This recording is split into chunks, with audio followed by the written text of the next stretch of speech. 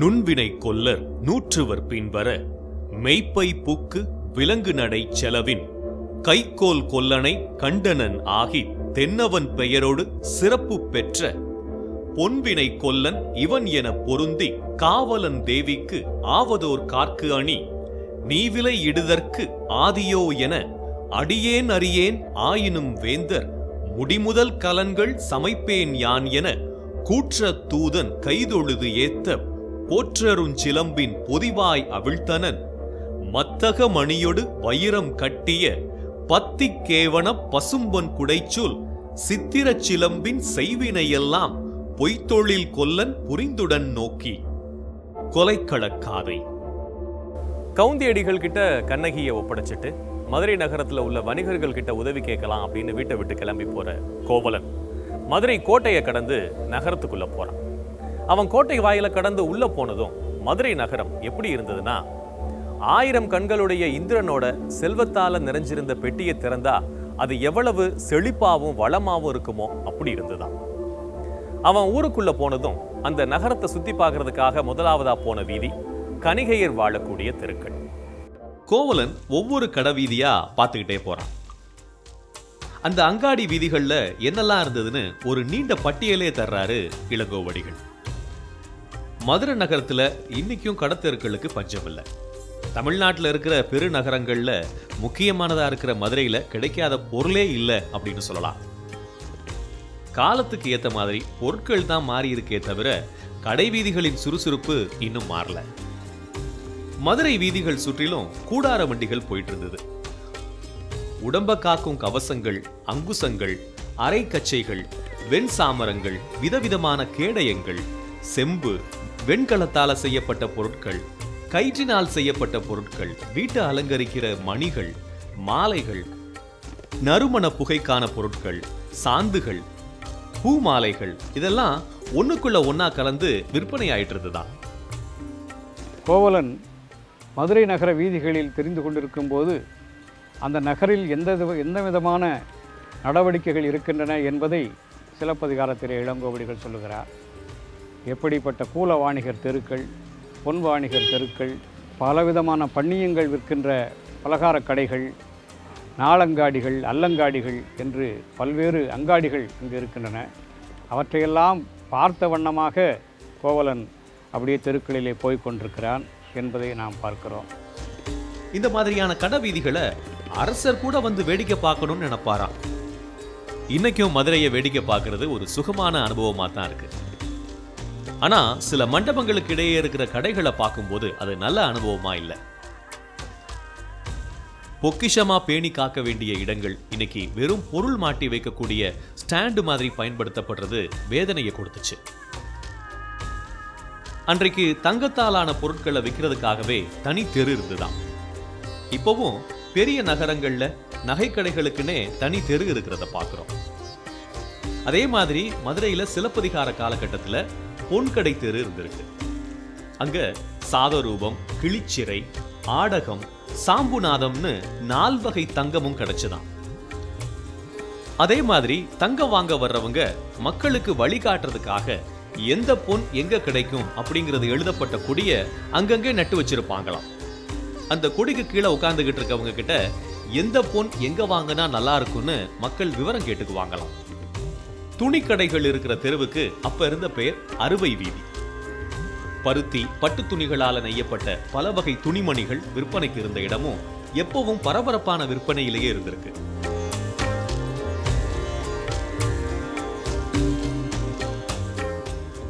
அடுத்தது கூல வீதி. இப்பவும் இந்த பேர்ல மதுரையில மட்டுமில்ல பல நகரங்கள்ல கூலக்கடை வீதி அப்படின்னு இருக்கு. பல வகையான தானியங்களும், பருப்பு வகைகளும், பாக்குகளும், மிளகு மாதிரியான வாசனை பொருட்களும் நிறைந்திருந்த வீதி இது.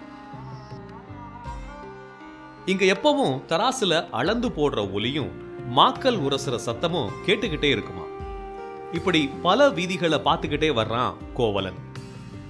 கோவலன் மதுரையை சுற்றி பார்த்துட்டு அடுத்ததா புறஞ்சேரிக்கு போகிறான். ஆனால் நாம் மதுரையில் பார்க்குறதுக்கு இன்னும் நிறைய இடங்கள் இருக்குது. சிலப்பதிகார காலகட்டத்துக்கு பின்னாடி கட்டப்பட்டது தான் மதுரை மீனாட்சி அம்மன் கோயில். சிலப்பதிகார காலத்தில் இங்கே நிறைய சிவன் கோயில்கள் இருந்ததாக நம்ம காப்பியத்தில் பார்க்குறோம். இன்றைக்கும் உலக அளவில் முக்கியமானதாக இருக்கிற சிவன் கோயில்களில் ஒன்று மதுரை சுந்தரேஸ்வரர் கோயில், மதுரை மீனாட்சி அம்மன் கோயில். நான் இப்போ அங்கே தான் போகிறேன். வைகை நதியினுடைய தெற்கு கரையில் இருக்கு மீனாட்சி அம்மன் கோயில். 2500 வருட பழமையான மதுரை நகரத்தினுடைய தவிர்க்க முடியாத அடையாளம் இந்த கோயில். 7ஆம் நூற்றாண்டின் முற்பகுதியை சேர்ந்த திருஞான சம்பந்தர் இந்த கோயில் சிவனை ஆலவாய் இறைவன் அப்படின்னு பாடியிருக்கார். சம்பந்தர் மட்டுமில்லாம நாயன்மார்கள் எல்லாருமே இந்த கோயில் மேல அளவு கடந்த ஈடுபாடும் பக்தியும் வச்சிருந்தாங்க. 1310ஆம் ஆண்டு இந்த கோயிலை கொள்ளையடிச்ச மாலிக் கபூர் தலைமையிலான படைகளால இந்த கோயிலுக்கு சில சேதங்கள் ஏற்பட்டது. அதுக்கு பிறகு ஆட்சிக்கு வந்த நாயக்க மன்னர்கள்ல முதலாம் நாயக்கரான விசுவநாத நாயக்கர் அரியநாயக முதலியார் கிட்ட இந்த கோயிலை புனரமைப்பு செய்யற பணியை ஒப்படைக்கிறார். பிறகு வந்த நாயக்க மன்னர்கள் பலரும் இந்த கோயிலுக்கு நிறைய திருப்பணிகள் செஞ்சிருக்காங்க. அதுல முக்கியமா திருமலை நாயக்கர் பண்ணின திருப்பணியும் அவர் எழுப்பின பல கட்டிடங்களும் கட்டிடக்கலைக்கு சிறப்பான உதாரணமா இருக்கு. திருமலை நாயக்கர் காலத்துல கட்டப்பட்டதுதான் கிளிக்கூண்டு மண்டபமும் வசந்த மண்டபமும். மதுரை கோயிலை ரசிக்கிறதுக்கு ஒரு ஆயுள் போதாது. எங்க திரும்பினாலும் நம்மளை ஆச்சரியப்படுத்துற கலை பொக்கிஷம் இந்த கோயில். நகரின் எந்த பகுதியிலிருந்து பார்த்தாலும் மதுரையின் மைய பகுதியில் இருக்கிற 4 கோபுரங்களும் மதுரைக்கு வைக்கப்பட்ட கிரீடம் போல கம்பீரமா இருக்கும். மதுரையை சுத்தி பார்க்க போன கோவலன் திரும்பவும் புறஞ்சேரிக்கு திரும்பி வர்றான். மதுரையில் அவன் பார்த்த இடங்கள், பாண்டிய நாட்டோட செழிப்பு, இதையெல்லாம் கவுந்தியடிகள் கிட்ட சொல்றான். அன்னைக்கு இரவு கண்ணகியோட தனியா பேசுறதுக்கு கோவலனுக்கு வாய்ப்பு கிடைச்சது. கோவலன் திரும்பி வர்ற வரைக்கும் ஆயர்குல பெண்களான மாதிரியும் ஐயையும் கண்ணகியை பார்த்துக்கிறாங்க. ரொம்ப வருஷங்கள் கழிச்சு கோவலனுக்காக கண்ணகி அன்னைக்கு சமையல் செஞ்சிருந்தா. பலாக்காய், வளைந்த கோடுகளை உடைய வெள்ளரிக்காய், மாதுளையோட இளம் காய், வாழைப்பழம், மாம்பழம், சென்னல் அரிசி, இவற்றோட பால், நெய், தயிர் கொண்டு அவ உணவு சமைச்சிருந்தா. கோவலனும் சாப்பிட உட்கார்றான். சாப்பிட்டு முடிச்சதும் வெற்றிலை மடிச்சு கொடுக்கக்கூடிய பழக்கம் இன்னைக்கு சில வீடுகள்லையும் விருந்துகள்லையும் தொடருது. இது காலங்காலமா நம்மோட நடைமுறையில் இருந்துட்டு வருது. அந்த வழக்கப்படி கண்ணகி கோவலனுக்கு வெற்றிலை மடிச்சு கொடுக்கிறா. அந்த நேரம் கோவலனுக்கு கண்ணகியை பார்க்க பாவமா இருந்தது. உன்னோட இந்த மெல்லிய கால்கள் சின்ன சின்ன கற்களுக்கு மேல நடந்து வந்திருக்கு. மதுரைக்கு வான்னு நான் கூப்பிட்டதும் உடனே கிளம்பி வந்துட்டியே. உன்னை நான் என்னோட சேர்த்து இப்படி அலைய வச்சிருக்க கூடாது. உன்னை நான் ரொம்ப ஒதுக்கிட்டேன். எனக்கு நல்ல கதியும் ஏற்படுமா அப்படின்னு சொல்லி வருத்தப்படுறான் கோவலன். உடனே கண்ணகி அவனுக்கு பதில் சொல்றா. நீங்க என்னை விட்டு பிரிஞ்சிருந்த காலகட்டத்துல உங்களோட அம்மாவும் அப்பாவும் என்னை பார்க்க வருவாங்க. நான் என்னோட வருத்தத்தையும் கண்ணீரையும் மறைச்சுக்கிட்டு சந்தோஷமா இருக்கிறது மாதிரி நடிப்பேன். ஆனா வாடி போன என் முகத்தை பார்த்துட்டு ஒன்னும் பேச முடியாம கண்ணீரோட அவங்க திரும்பி போயிடுவாங்க. நீங்க என்ன வருத்தமடைய வச்சதை விட உங்க அம்மா அப்பாவை தான் ரொம்ப கஷ்டப்படுத்திட்டீங்க. அதனாலதான் நீங்க மதுரைக்கு போகலான்னு சொன்னதும் நம்பிக்கையோட கிளம்பி வந்தேன் அப்படின்னு சொல்றான். கோவலன் கண்ணகி கிட்ட உன்னை எப்படியெல்லாம் கஷ்டப்படுத்திருக்கேன்னு ஒவ்வொன்னா சொல்லி வருத்தப்படுறான். கண்ணகி அவனை சமாதானப்படுத்துறா. ஒரு பக்கம் நம்மளோட பிரச்சனைகள் எல்லாம் தீரப்போகுதுங்கிற சந்தோஷத்துல 2 பேரும் நிம்மதியா இருக்காங்க. இன்னொரு பக்கம் கோவலன் மனசுல மட்டும் ஏதோ நடக்க போகுதுன்னு சொல்லிக்கிட்டே இருக்கு. அதுக்கு ஏத்த மாதிரியே தனக்கு தீங்கு ஏற்படுறது மாதிரியும் கண்ணகி எதுல பாதிக்கப்படுறது மாதிரியும் ஒரு கனவு காண்றான் கோவலன். கோவலனும் கண்ணகியும் தங்கியிருந்த புறஞ்சேரி பகுதிக்கு தான் இப்ப நாம போக போறோம். நான் இப்போ இருக்கிற இடம் மதுரை சிம்மக்கல் பகுதியில் இருக்கிற செல்லாத்தம்மன் கோயில். கவுந்தியடிகள் கண்ணகியையும் கோவலனையும் ஆயர்குல பெண்ணான மாதிரிட்ட ஒப்படைச்ச இடம் இதுதான் சொல்லப்படுது. அது மட்டும் இல்லாமல் கடைசியாக கோவலன் கண்ணகியை விட்டு பிரிஞ்சு மதுரைக்குள்ளே போன பகுதியும் இதுதான் சொல்லப்படுது. இங்கே ஒரு அம்மனுக்கு சிலை கட்டி எழுப்பப்பட்டிருக்கு. அந்த அம்மனோட பேர் செல்லாத்தம்மன். இந்த செல்லாத்தம்மனுக்கும் கண்ணகிக்கும் ஒரு நெருங்கிய தொடர்பு இருக்கிறதா காலங்காலமாக ஒரு வலுவான நம்பிக்கை இருக்கு. அது என்னன்னு பார்க்கலாம். கண்ணகின்னு சொன்னதுமே மதுரை ஞாபகத்துக்கு வந்துடுறது மாதிரி மதுரையில உள்ள இடங்கள் இன்னும் கண்ணகியை ஞாபகப்படுத்திக்கிட்டே இருக்கு. அதுல முக்கியமானதுதான் இந்த செல்லத்தம்மன் கோயில். இது செல்லத்தம்மன் கோயில் மட்டும் இல்ல, கண்ணகி கோயிலும் தான். கையில சிலம்போட எவ்வளவு கோபமா கண்ணகி நின்னாலோ அதே உக்கிரத்தோட இங்க கண்ணகிக்கு சிலை அமைக்கப்பட்டிருக்கு. கல் மண்டபங்கள் தவிர்த்து அனைத்து பகுதியிலையும் கோயிலோட பழமை மாறி போயிடுச்சு. மதுரைய அழிச்ச கற்புக்கரசி கண்ணகியை பார்த்த மக்கள் அவளை தெய்வமா வணங்கி அவளுக்காக கட்டியதுதான் இந்த கோயில்னு சொல்லப்படுது. கோயில் அமைக்கப்பட்ட காலத்துல கோயிலின் மேற்கூரை மட்டும் அடிக்கடி தீப்பிடிச்சுக்குமா. கண்ணகியின் கோபம் அடங்காம இருப்பதுதான் இதுக்கு காரணம் நினைச்ச மன்னன் செண்பக பாண்டியன் கண்ணகியின் கோபம் தணிக்க அம்பாளின் சிலையை பிரதிஷ்டை பண்ணாராம். அன்றிலிருந்து அம்பாளுக்கு முதல் பூஜையும் கண்ணகிக்கு 2வது பூஜையும் செய்யப்பட்டு வர்றதா சொல்லப்படுது. மன்னனோட பேரால ஆரம்பத்துல செண்பகத்தம்மன் அழைக்கப்பட்டு காலப்போக்குல அது செல்லத்தம்மன் மாறி இருக்கலாம்னு சொல்றாங்க. கண்ணகி கதை மாதிரியே இந்த செல்லத்தம்மன் கோயிலுக்கும் வேறு வேறு விதமான வரலாறும் சொல்லப்படுது.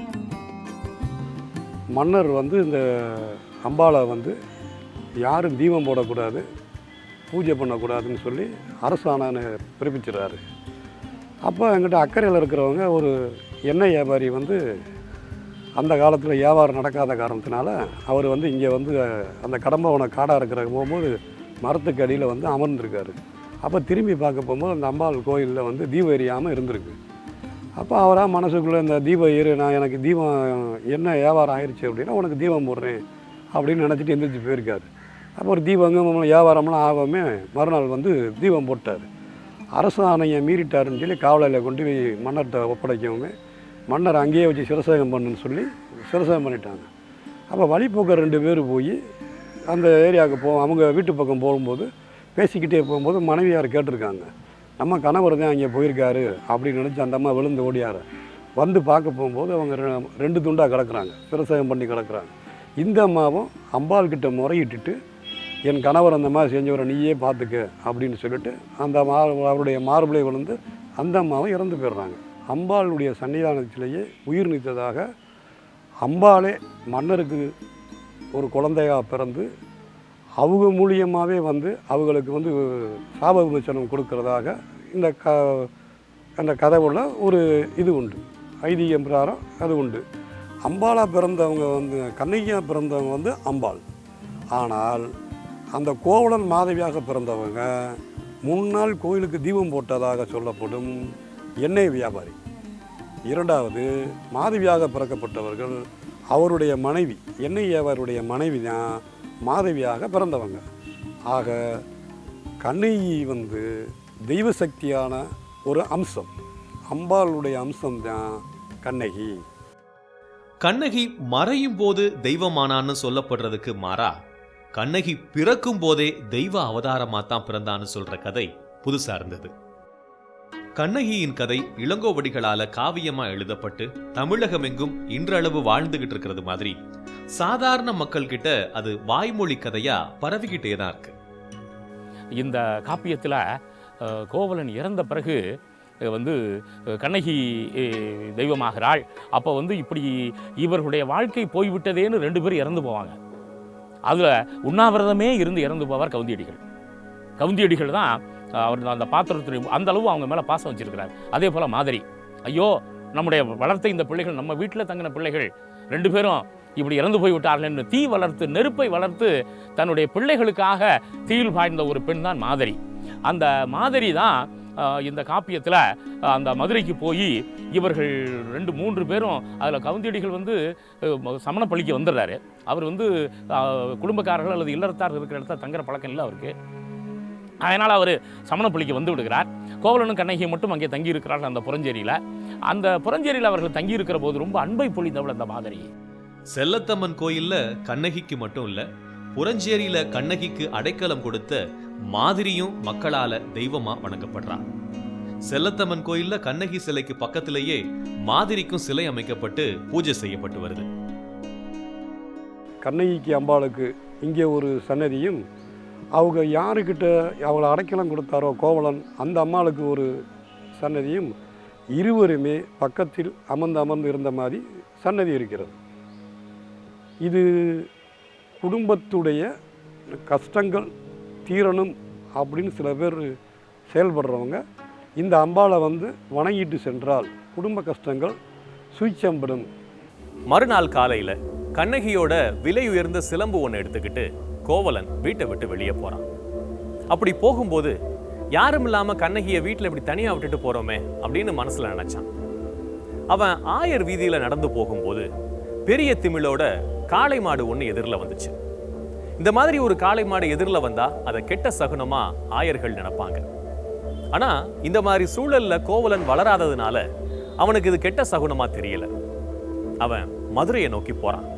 இந்த மாதிரியான ஒரு சாலையில கோவலன் நின்னுட்டு இருக்கும்போது அந்த பக்கமா 100 பொற்கொல்லர்கள் பின்தொடர சட்டை அணிந்த ஒரு பொற்கொல்லன் கையில தராசு தட்டை ஏந்தி வந்துட்டு இருக்கான். அந்த காலகட்டத்துல சட்டை அணியறதுல கூட கௌரவமும் அந்தஸ்தும் இருந்திருக்கு போல. அதனாலதான் இளங்கோவடிகள் சட்டை அணிந்த பொற்கொல்லன்னு குறிப்பிட்டு சொல்றாரு. இவ்வளவு பேரோட ஒருத்தன் வர்றான்னா எப்படியும் செல்வாக்கான ஆளா தான் இருக்கணும்னு கோவலன் முடிவு பண்ணி அந்த பொற்கொல்லன் கிட்ட போறான். அந்த பொற்கொல்லன் கிட்ட தேவிக்கு ஆவதோர் கார்க்கு அணி அப்படின்னு கோவலன் சொல்றான். அதாவது அரசி அணியக்கூடிய அளவிலான கார்ச்சிலம்பு ஒண்ணு என்கிட்ட இருக்கு, அதை கொண்டு எனக்கு பொருள் வேணும் அப்படின்னு கேட்கிறான். அந்த பொற்கொல்லனோ ஏற்கனவே பாண்டிய மன்னனோட பட்டத்து அரசியின் கார்ச்சிலம்பு ஒன்ன திருடிட்டு என்னைக்கு மாட்ட போறோமோன்னு பயத்துல இருக்கிறவன். அவனுக்கு கோவலனை சிலம்போட பார்த்ததும் மனசுக்குள்ள ஒரு மாஸ்டர் பிளான் உருவாச்சு. கோவலன் தான் சிலம்ப திருடுனான்னு அரசன் கிட்ட சொல்லிட்டா நாம தப்பிச்சிடலான்னு நினைச்சான். அதனால கோவலன் கிட்ட இந்த மாதிரியான கார் சிலம்புக்கு அரசனால மட்டும்தான் பணம் தர முடியும், அதனால நான் அவர்கிட்ட பேசிட்டு வர்றேன், அது வரைக்கும் என் வீட்டுல இருங்க அப்படின்னு சொல்லிட்டு வீட்டுல உட்கார வச்சுட்டு அரண்மனையை நோக்கி போறான் அந்த பொற்கொல்லன். அந்த நேரம் அரசன் வெல்போர் செழியனுக்கும் அரசி கோப்பெருந்தேவிக்கும் ஒரு ஊடல். அரசவையில தன்னை கூட கண்டுக்காம அரசன் நாட்டிய பெண்களோட ஆடலை பார்த்துட்டு இருந்தது கோப்பெருந்தேவிக்கு பிடிக்கல. அதனால தலைவலின்னு பொய்க்காரன்னு சொல்லிட்டு அந்த புறத்துக்கு போயிட்டான். ஆடல் பாடல்லாம் முடிஞ்ச பிறகுதான் பாண்டியனுக்கு தன்னுடைய பக்கத்துல அரசி இல்லாததே தெரிய வந்துச்சு. இந்த நேரம் தான் பொற்கொல்லன் மன்னனை தேடி வந்து அரசியோட சிலம்ப திருடுனவனை நான் பிடிச்சு வச்சிருக்கேன் அப்படின்னு சொல்றான்.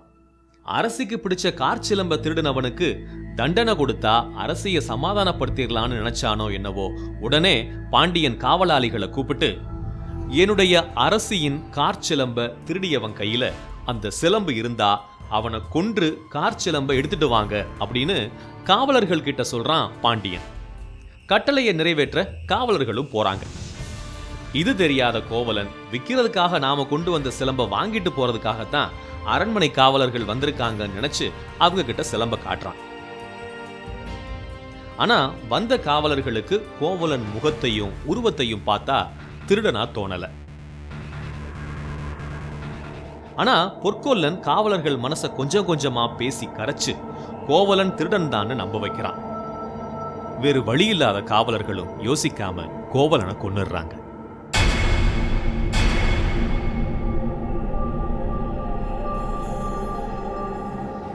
பாண்டியனுடைய அவைக்களத்திலே ஒரு நாட்டிய நிகழ்ச்சி அரங்கேறி கொண்டிருக்கிறது.